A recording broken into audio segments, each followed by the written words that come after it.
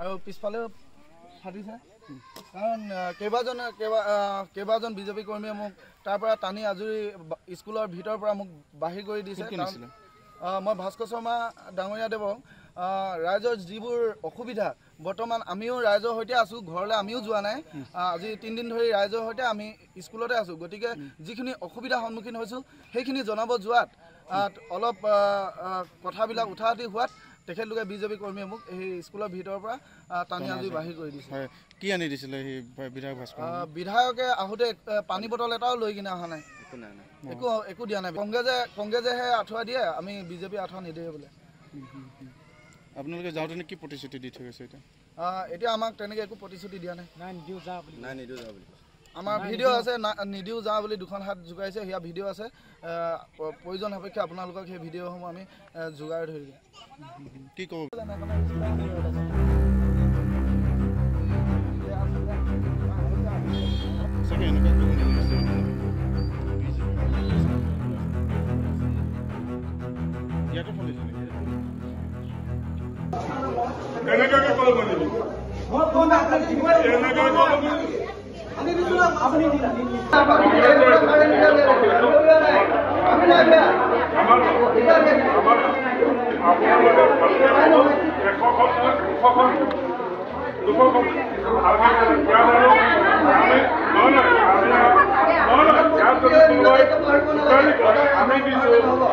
আৰু পিছফালে ফাটিছে কাৰণ কেইবাজন বিজেপি কৰ্মীয়ে মোক তাৰ পৰা টানি আজৰি স্কুলৰ ভিতৰৰ পৰা মোক বাহিৰ কৰি দিছে।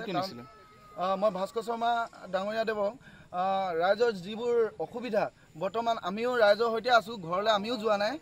আজি 3 দিন ধৰি ৰাইজৰ সৈতে আমি স্কুলতে আছোঁ। গতিকে যিখিনি অসুবিধাৰ সন্মুখীন হৈছোঁ সেইখিনি জনাব যোৱাত অলপ কথাবিলাক উঠাউঠি হোৱাত তেখেতলোকে বিজেপি কৰ্মীয়ে মোক সেই স্কুলৰ ভিতৰৰ পৰা টানি আজৰি বাহিৰ কৰি দিছে।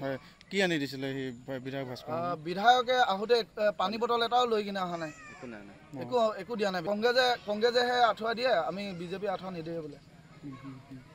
আপোনালোকে যাওঁতে কি প্ৰতিশ্ৰুতি দি থৈ গৈছে এতিয়া আমাক তেনেকৈ একো প্ৰতিশ্ৰুতি দিয়া নাই। নিদিওঁ যা বুলি আমাৰ ভিডিঅ' আছে, নিদিওঁ যা বুলি 2খন হাত জোকাইছে, সেয়া ভিডিঅ' আছে। প্ৰয়োজন সাপেক্ষে আপোনালোকক সেই ভিডিঅ'সমূহ আমি যোগাৰ ধৰি দিম। কি ক'ব?